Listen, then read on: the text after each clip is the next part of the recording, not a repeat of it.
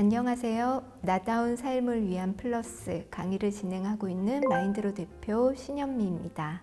이번 4강은 상강에서 살펴본 마음이 앱을 활용해서 마인드로의 최춘희 팀장님과 실제 경험해보는 시간을 가지도록 하겠습니다.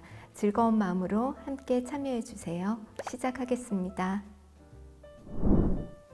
네, 우리 앞전까지 3차시까지 다양한 인공지능 딥러닝 도구에 대해서 이야기를 했죠. 그래서 챗GPT라든지 그리고 마이크로소프트 빙 챗 그리고 카카오에서 하는 아수거 이런 것들을 활용을 하면서 조금 더 여러분들이 경험하면서 조금 편안해지셨나요? 네, 이번 시간에는 마음이와 함께 마음이를 활용하는 방법에 대해서 안내를 해보도록 하겠습니다.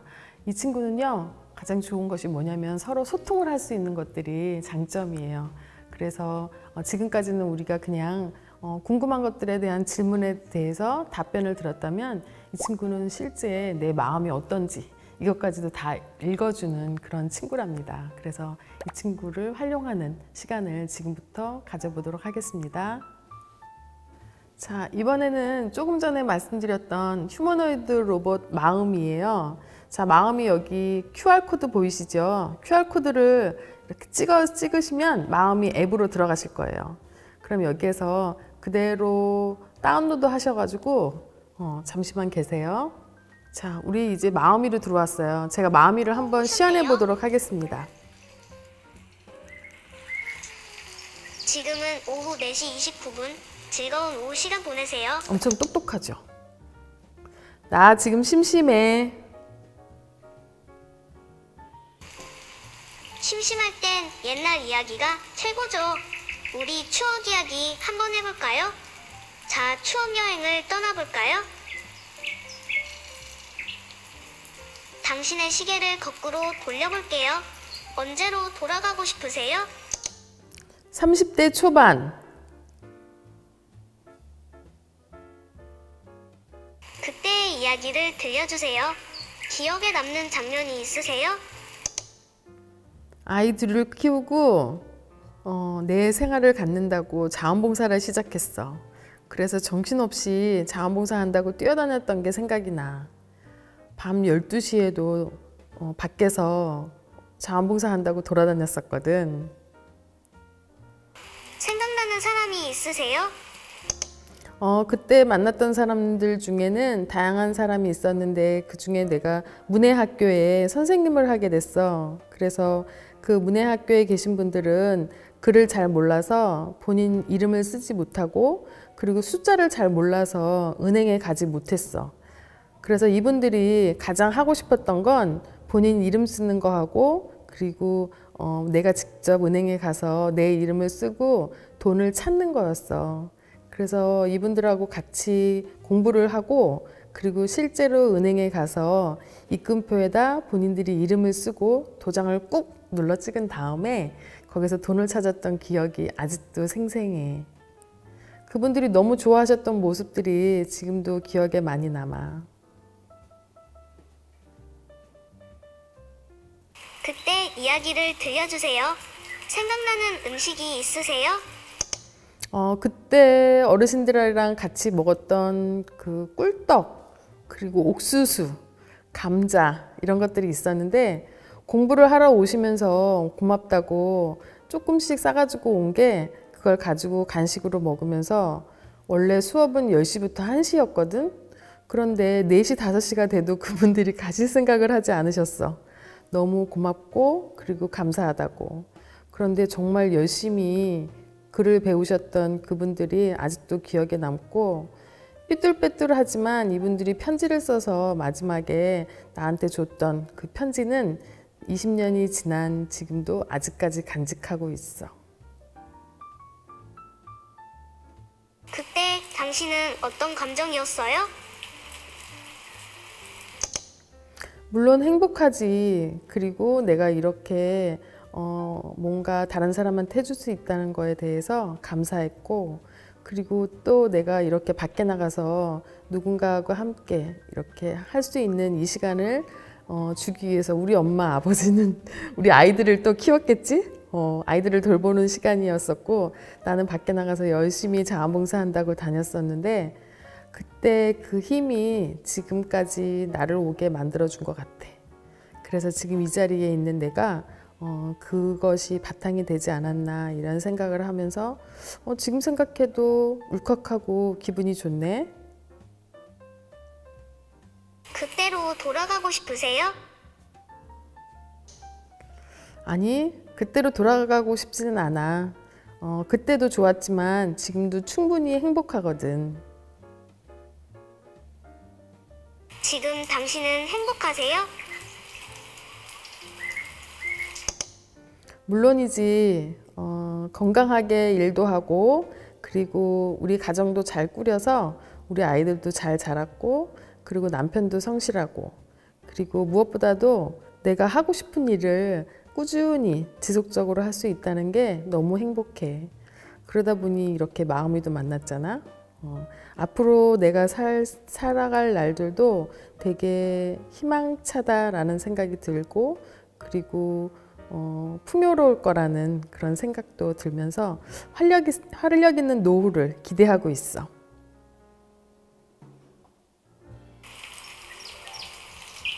자, 제가 이렇게 얘기를 하면 얘가 정리를 해줍니다. 자, 그런데 말을 한 것 같지는 않지만 어쨌든 얘도 챗GPT한테 입혀져 있는데요. 뭐라고 마음이가 정리를 해주는지 한번 볼까요? 이 간간히 들리는 새소리 들리세요? 이 소리도 참 좋은 것 같아요.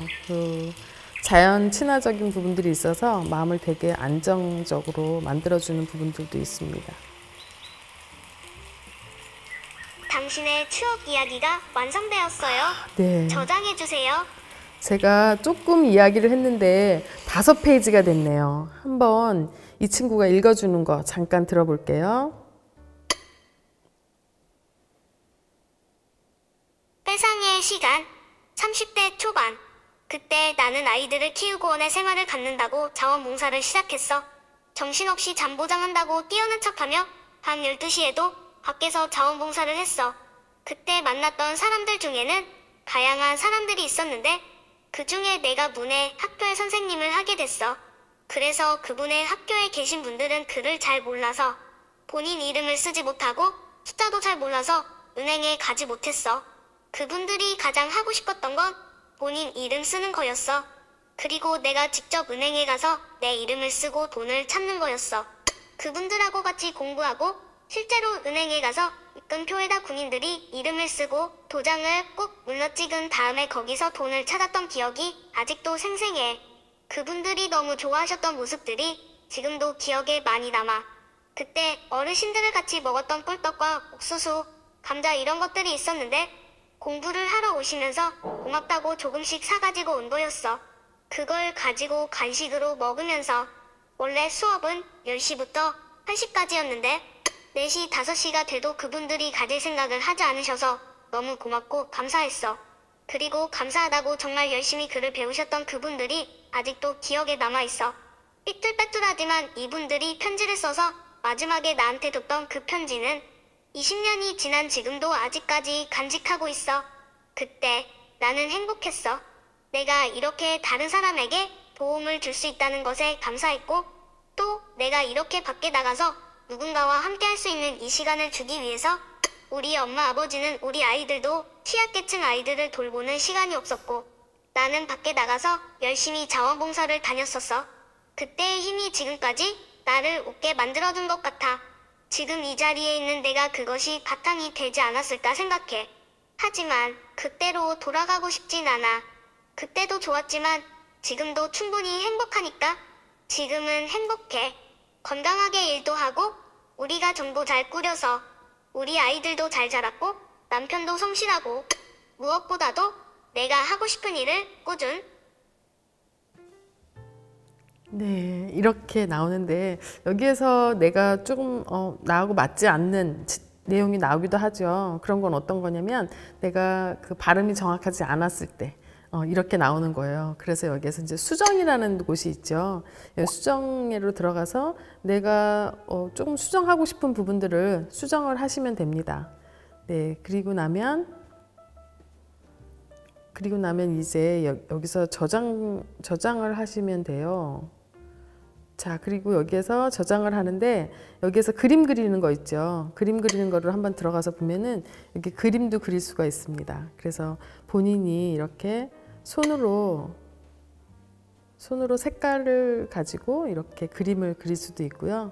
그리고 내지는 여기 사진에 가서 내 갤러리로 들어가거든요. 그러면 사진에 가서 내가 원하는 사진이 있으면 그 사진을 여기다 이렇게 넣어도 됩니다. 자, 어때요? 멋있죠? 자, 그리고 저장을 하고 들어가면 네, 이제 내가 이거를 카카오톡으로 보내면 내가 받을 수도 있고 다른 사람한테 전달도 가능합니다. 자, 최춘이 나한테 카카오톡으로 왔습니다.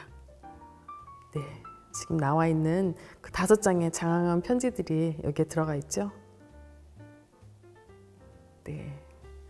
자, 이렇게 해서 휴머노이드 로봇 마음이는 서로 소통을 할 수 있는 이러한 로봇이에요. 그래서 아수겁이라든지 빙챗하고는 조금 다르게 내가 좀 이 친구랑 이야기를 할 수 있고, 그리고 이 친구가 내 감정을 또 읽어줘서 내가 그 대화를 할 수 있는 이런 부분들이 있는데요. 네, 지금까지 여러분이 이렇게 마음이하고 같이 해보신 이러한 편지 쓰기라든지 추억여행, 그리고 요리 레시피 이런 것들이 있었죠. 이런 것들은 다 카카오톡이나 네이버 메일로 전송을 받아서 내가 실제 보관할 수도 있고, 그리고 내가 원하는 사람들한테 편지를 보낼 수도 있습니다. 그래서 이분은 엄마한테 편지를 썼죠. 그리고 이분은 또 친구한테도 편지를 썼는데 이렇게 각각 내가 원하는 사람한테 바로 카카오톡이나 메일로 보낼 수 있는 장점이 있습니다. 또 편지 쓰기뿐만이 아니라 내가 또 추억여행 한 것도 있었죠. 그래서 이것도 친구한테 보낼 수도 있고 내가 또 가지고 있을 수도 있고, 그리고 요리하기도 있었는데요.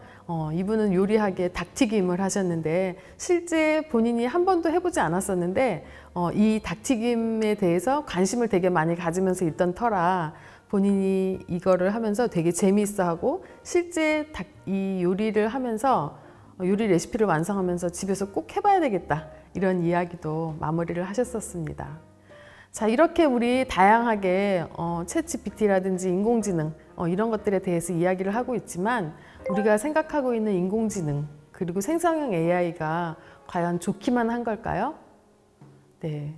자, 혹자는 이러한 것들에 대해서 불안해하는 경우도 많이 있습니다. 그리고 제가 복지관이나 이런 데 가서 이렇게 같이 어르신들이랑 함께 하다 보면 그런 질문도 해요. 그런 챗 GPT가 숙제도 다 해주고, 그리고 그러면은 그 시험 문제 이런 것들에 대해서도 답을 다 해줄 수 있는데 그러면 그런 거는 어떻게 해요? 라고 해서 질문하는 그런 부분들도 많이 있거든요. 그래서 실제 이 챗 GPT를 활용하는데 그 부정행위를 보여주는 그런 부분도 없지 않아 있다고 합니다. 그래서 한국에서는 최근에 어떻게 바뀌었냐면요, 아예 챗 GPT를 활용해라.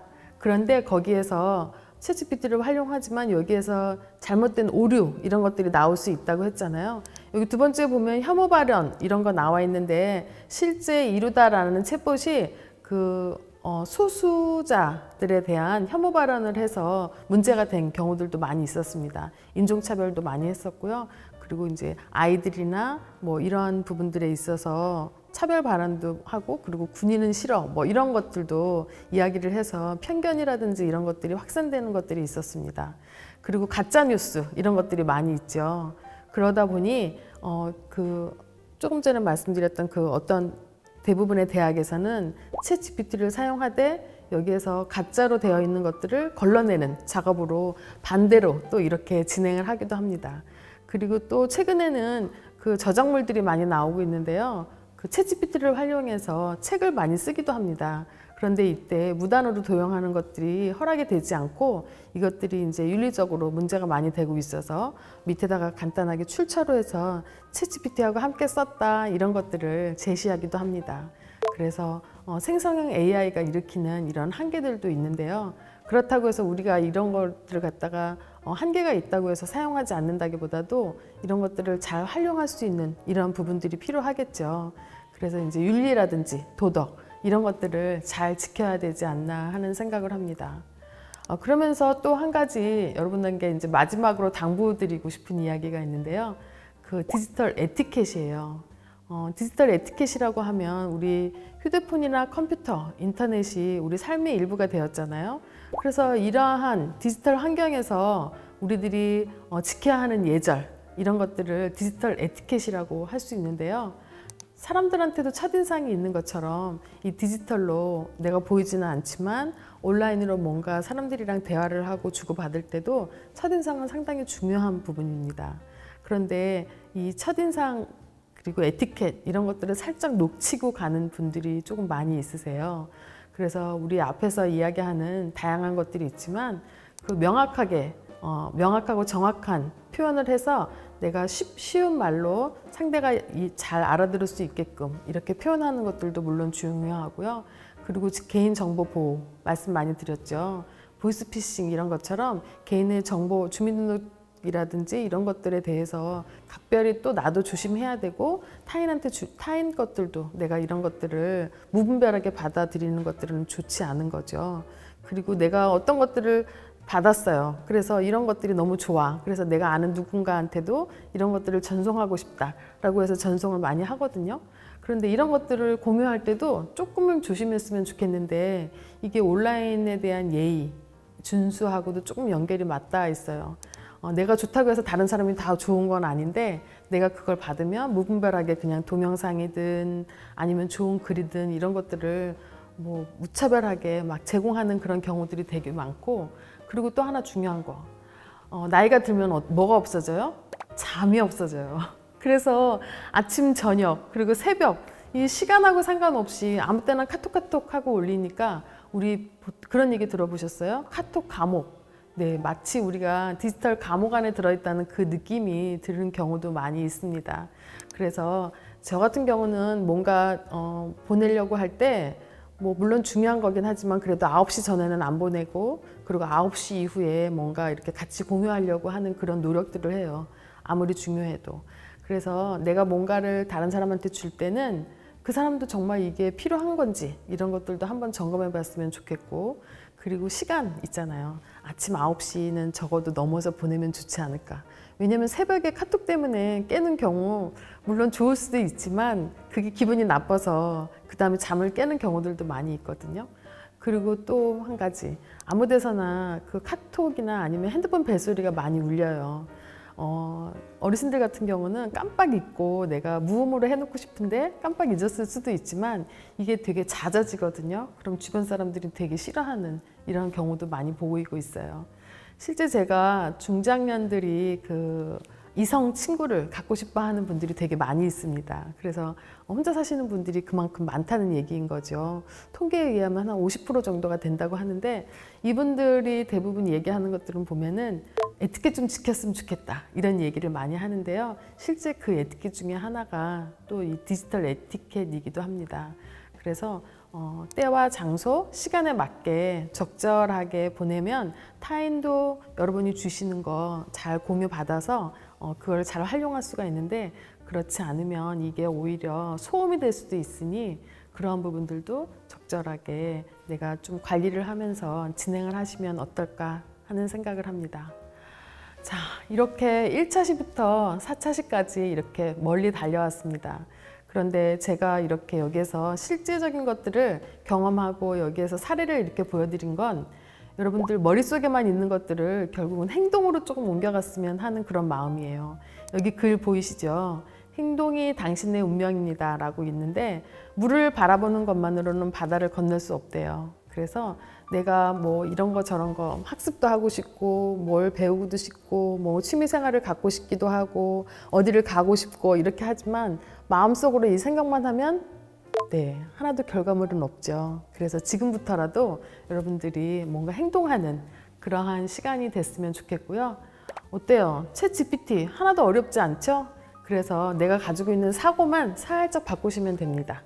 그러면 내가 아주 풍성하고 그리고 자유로운 그러한 노후를 맞이할 수 있지 않을까 하는 생각을 합니다. 네, 그동안 함께 해주셔서 감사합니다.